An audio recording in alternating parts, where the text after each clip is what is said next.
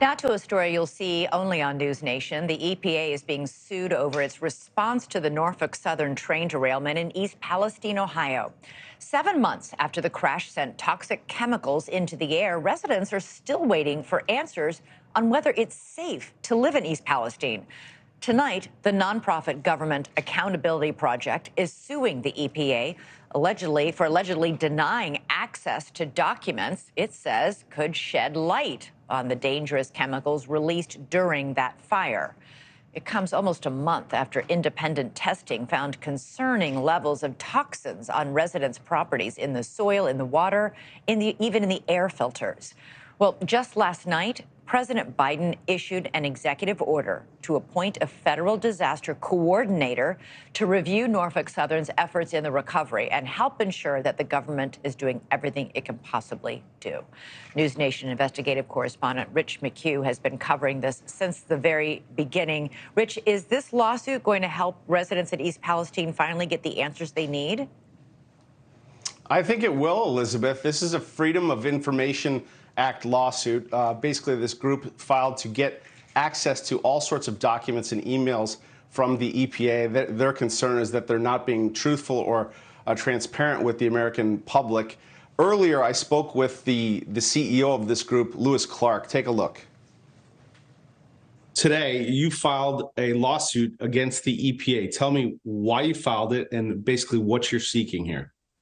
Well, we're seeking the documents, as many documents as we can possibly find and obviously be allowed to have about what EPA is doing since the derailment in East Palestine. For the first time in our history, in 46 years, it's the first time that the government has ever denied our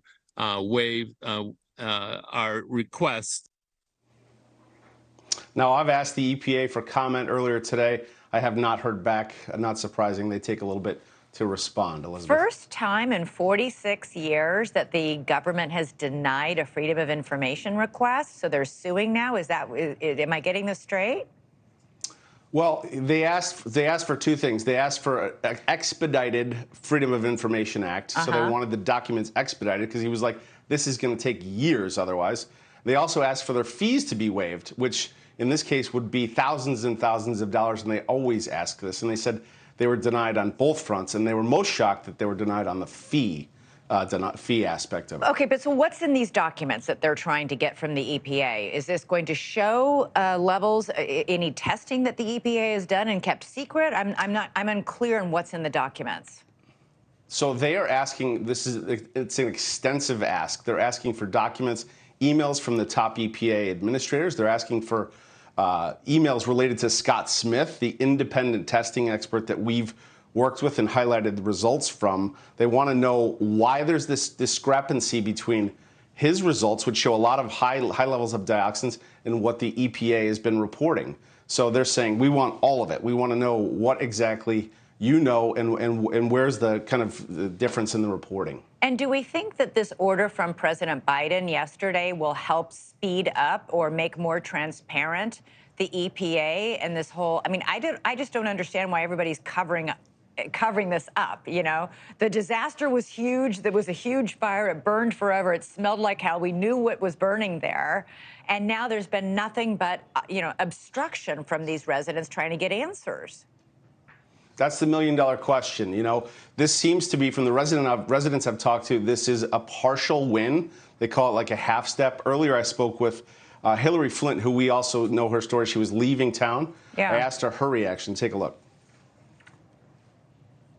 It's saying they will investigate further.